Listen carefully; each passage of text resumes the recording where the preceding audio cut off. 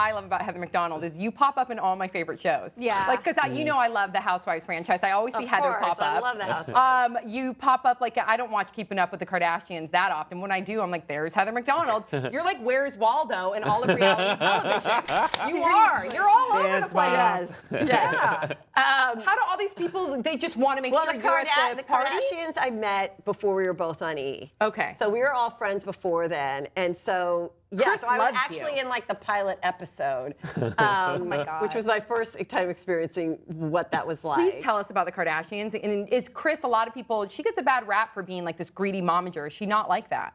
No, she's created a business, and her whole point was, I don't know how long this is going to last, so I want my kids to be able to support themselves. And she was really smart about it, and that they now are fashion designers and have all these other businesses. So even if the show ever does go away, she was really great about it. And they totally have their own lives. But they're the ones that keep coming back to her. I mean, it's like, I remember one time I was in the green room, she and Kim were guests of ours, and Kim was telling her, Kris said, I just don't know why they didn't buy in Hidden Hills about Khloe.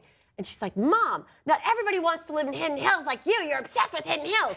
Well, guess 5 years later, guess who buys a house down the street from Kris, Kim and Kanye in Hidden Hills?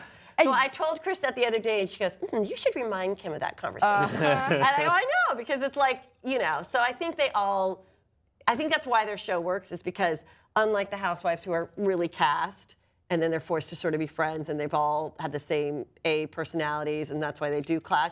Like the girls, they do fight, but they're never gonna like cut each other out. Right. Yeah. So that's why I think the show lasts so much more than the other franchises. You were at the wedding. The second wedding, yes. I was at Kim's second wedding, and that was very fun. That was a great wedding. Was it insane? Was there security? Was there... It felt just like a very fancy wedding. It did not feel invasive, as far as the cameras. And then when I went to Tamara's wedding... I saw you on Tamara's wedding. That was very pretty. That's the OC Housewives. That did feel more like we were filming it, like in the room and stuff. Right. The outside part was pretty, but inside I felt like I was on a TV show. And you just went to Lance Bass's wedding. And then I just went to Lance Bass's You're at every wedding. Yes. The reality wedding. I love weddings. I love weddings. And this was my first gay wedding, believe it or not. I cannot believe I have not been invited to one prior to this. But it's going to be on, I think, in February on E! I can't wait. And it's amazing. I can't wait. It's so good and fun, and the stuff that they have going on, it was like, it was it's really like we were watching history, because I'm like, this is the first gay wedding televised. Amen. And it's done with like such a great couple that had great family support, and it was done really, really well. And it was like really, we felt really special to be part of it. And I've said, in a few years, it's our kids are growing up, and they just see gays, And the other day, my son said, we were watching Real Housewives of Beverly Hills, and Lisa Vanderpump was getting a star on the Palm Springs Walk of Fame. Yes. And she had these, gay friends with her. And my 12-year-old goes, every gay guy is rich and fabulous.